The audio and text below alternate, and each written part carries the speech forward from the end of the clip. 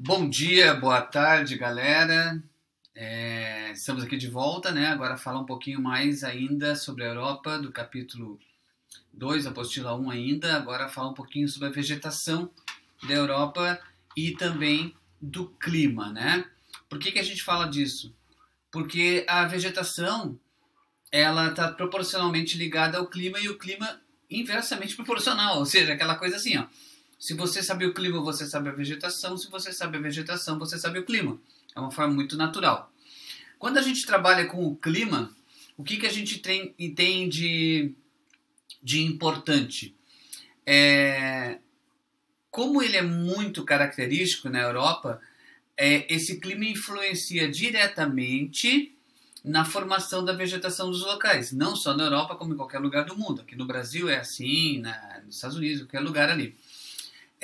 A gente não se vê uma vegetação de formação florestal em uma área desértica ou numa região extremamente polar. Por quê? Porque o clima não é para essa planta se adaptar.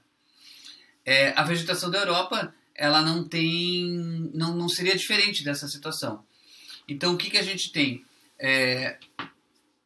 A questão do clima, olhando o mapa de vocês ali. Tem o clima semiárido, temperado, mediterrâneo, frio e polar. Aquela setinha azul ali são as correntes chamadas frias, que vêm dos polos, e a corrente quente é aquela que vem da linha do Equador. A gente vai ver depois, vocês já viram isso em anos anteriores também. Então, quando eu falo dos climas, o primeiro que a gente tem ali é o chamado temperado. Eu vou pela ordem, né, mas que eu prefiro trabalhar. O semiárido, vamos lá, o semiárido ele é seco, né? Então é muito pouco que você tem no continente europeu, somente algumas partes ali em relação à parte sudeste, né? Onde é a Ucrânia, aquelas áreas ali, que semiárido é como o semiárido do nordeste brasileiro, né? Um clima seco, muito quente, arenoso, aquela coisa toda ali.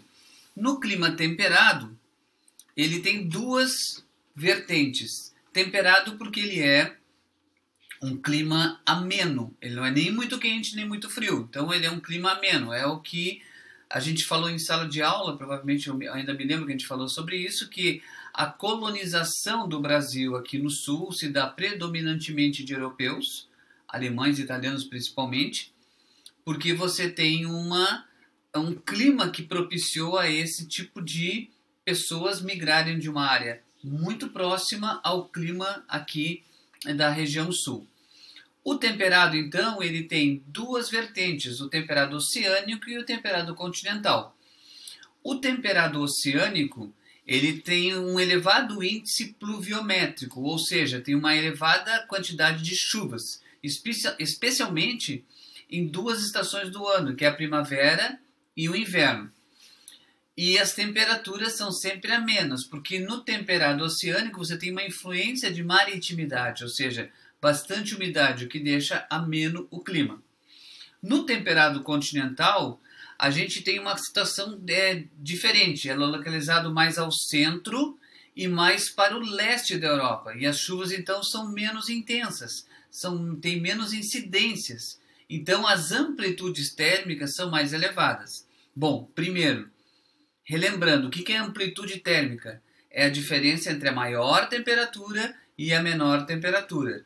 Em ambientes como no clima temperado continental, por ser menos úmido, tem muito mais, pode ficar muito quente e muito frio, então oscila com mais de 10 graus de diferença. Então isso a gente chama de elevada amplitude térmica. Existe o clima chamado Mediterrâneo, que ele é encontrado no sul da Europa, aquela área em vermelhinho onde está a Itália, a Grécia, né? Atenas, capital da Grécia. Ele é caracterizado pelo quê? Por verões bem quentes, tá? E invernos que são mais amenos. Há duas estações bem definidas. No verão é seco e no inverno chove bastante. Tudo bem? Bom, o outro clima que você tem ali é o clima frio, ou o que a gente chama também um clima de montanha, em alguns momentos. O que é o clima de montanha, um clima frio?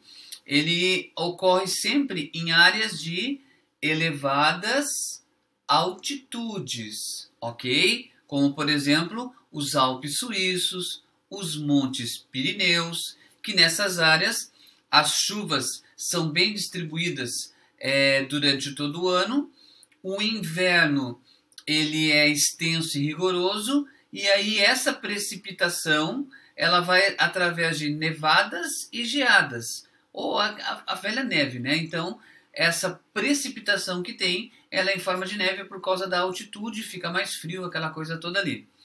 O clima polar, ele é também chamado de subpolar.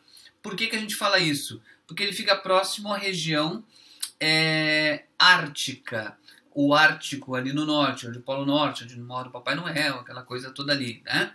Bom, são duas estações bem definidas. Um inverno extremamente rigoroso e muito longo, e as temperaturas atingem mais ou menos uma média de 50 graus negativos. Olha que maravilha! Você viver num lugar que a temperatura fica 50 graus negativos. Dá para botar um casaquinho, um moletom e sair para a rua, né? Para se divertir um pouquinho, né? Fazer boneco de neve, etc.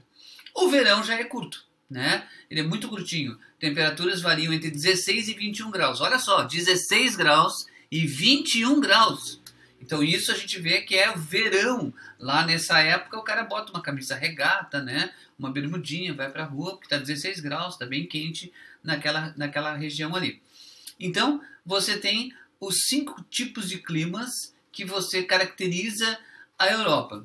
Bom, eu sabendo o clima, de uma coisa importante você tem que entender. É o único continente, não vou dizer o único, né? Mas é o principal continente junto com os Estados Unidos e um pouquinho do Canadá que você consegue diferenciar as 4 estações do ano. Como você vê ali, ó, a primavera florida, o verão as árvores ficam mais verdes, no outono por perda da clorofila, né, ela vai perdendo a tonalidade verde, fica dourada. No inverno ela perde as folhas para que não tenha nenhum prejuízo por conta do clima frio, por causa da neve. 4 estações bem definidas, que a gente tinha aqui no sul, mas por conta dessa era de extremos climáticos que a gente vive, por conta do aquecimento global, a gente perdeu essa característica já há muitos anos atrás, né? Eu, quando era pequeno em idade, né, não em altura, mas quando era pequeno eu conseguia discernir as 4 estações bem definidas, até pela roupa que minha mãe botava em mim, aquela coisa toda. Mas hoje em dia já é mais complicado isso aí. Bom, da vegetação, lembra que eu falei que a vegetação ela é muito variada nesse tipo de continente que é a Europa por conta de 2 coisas: os tipos de solos que existem lá e principalmente a questão climática, como eu falei anteriormente. Ela é uma vegetação muito restrita. O que você vê no mapa agora é aquilo que é original, então é antes da Revolução Industrial. Então a Revolução Industrial, você lembra que a gente já falou sobre isso, que trabalha em cima do quê? A vapor. Então as primeiras máquinas vão queimar lenha, então as florestas vão ser jogadas na chão, todas elas com certeza, né? Bom, o que a gente tem ali de vegetações? A tundra. Aqui tem a imagem da tundra. A tundra ela é muito comum em região subpolar, mais para o norte, onde é uma vegetação constituída por musgos, líquens, gramíneas e alguns poucos arbustos. Tá? Floresce no verão, porém não dura mais que 7 semanas, porque o solo fica praticamente congelado o ano inteiro, como é no Canadá também. Tá? A gente vai falar sobre isso mais tarde. Eu acho que você falou o ano passado, né? Eu não me lembro da apostila da 8ª série, mas enfim, o solo fica congelado. Logo em seguida você tem a famosa floresta boreal. A floresta boreal ela é chamada de floresta de coníferas. Coníferas são aquelas árvores que você está vendo ali, que em forma de pinheirinho de Natal, com as folhas que são uma forma de agulha aciculifoliadas, para não ficar com muita neve acumulada. E elas são na forma de um foguete, né? Não deu para ver muito bem, mas enfim, na forma de um foguetinho, onde a neve não acumula nas folhas, ela cai no solo. Então essa floresta é uma vegetação constituída por pinheirinhos em áreas do sul, como pinos e eucalipto, e ela é chamada na parte norte de floresta boreal, ou também chamada de floresta de taiga. Eu acho que até eu botei aqui, ó, olha só, floresta boreal, floresta boreal, floresta taiga é a mesma floresta conífera, ok? Bom, temos aqui aquilo que se chama de floresta temperada. Olha que lindo, né? Um solo todo cheio de folhas douradas que vão caindo. Ou seja, é composta por pinheiros, ela é composta de árvores como como é que é o nome? A faia e também o carvalho. São tipos de árvores que têm características de perder as folhas no inverno. Então, no outono, ela fica toda dourada e vão perdendo as folhas. Quando você tem árvores que perdem as folhas, liberam as suas próprias folhas, a gente chama essas árvores de caducifólias, árvores caducas. Tudo bem? Bom, indo adiante, nós temos as estepes. O que são as estepes? Vegetação composta por herbáceas ou gramíneas que vem de solos férteis e fica esse solo rasteirinho aí, que é um pouco mais seco, porque não é a estação mais apropriada. Mas é uma imagem que identifica para nós o que é uma estepe, mais ou menos similar ao que a gente tinha ali nas savanas africanas, no cerrado brasileiro. Ali embaixo nós temos a floresta mediterrânea. A floresta mediterrânea é uma vegetação composta por plantas que são xerófitas, que são as plantas que se adaptam a um ambiente de pouca umidade, né? Plantas típicas de regiões secas, como cactos, alguns, e principalmente maquis e garrigues. Isso é típico da Europa. Aqui você tem, na esquerda do seu olho, maquis. Do lado direito, os garrigues. Maquis são vegetação arbustiva densa e fechada. Arbustiva, densa e fechada. Os garrigues são mais baixos e entre esses pequenos arbustos estão algumas ervas, como o que a gente coloca como tempero, né? Que é o alecrim, tá? Então esses são os tipos de clima e os tipos de vegetação que você tem. O que fica para você, né, como tarefa nessa boa semana para vocês de bons estudos? Você vai pegar o livro de vocês, a apostila na página 28, vai resolver ali uma atividade de associar a coluna da direita com a coluna da esquerda, e você vai pegar a página 32 e 33, que encerra o capítulo e vai responder todas aquelas questões ali. E não esqueçam, né? Você precisa ficar em casa, faça como eu ali, use máscara. Aqui eu não estou usando porque você não será contaminado se espirrar em você, né? Não tem problema nenhum. Então o que você tem? Você tem um momento que você vai estudar agora. O próximo vídeo que eu divulgar para vocês, ele vai trazer, eu vou responder as questões para vocês, talvez no PowerPoint só ou apenas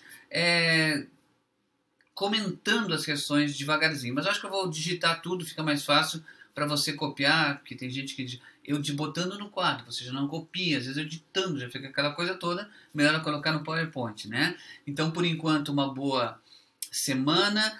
Quem for à escola nessa semana, não esqueça, não abrace, não beija. Mas eu quero... Não faça isso, use máscaras, de preferência, pegue, eu nem tenho aqui mais, mas use uma luva, né? Mas principalmente você usa a máscara, porque é pela sua segurança, segurança das pessoas, as pessoas que estão ao nosso redor. Certo, galera? Um beijo para vocês, a gente se vê no próximo vídeo. Tchau, tchau.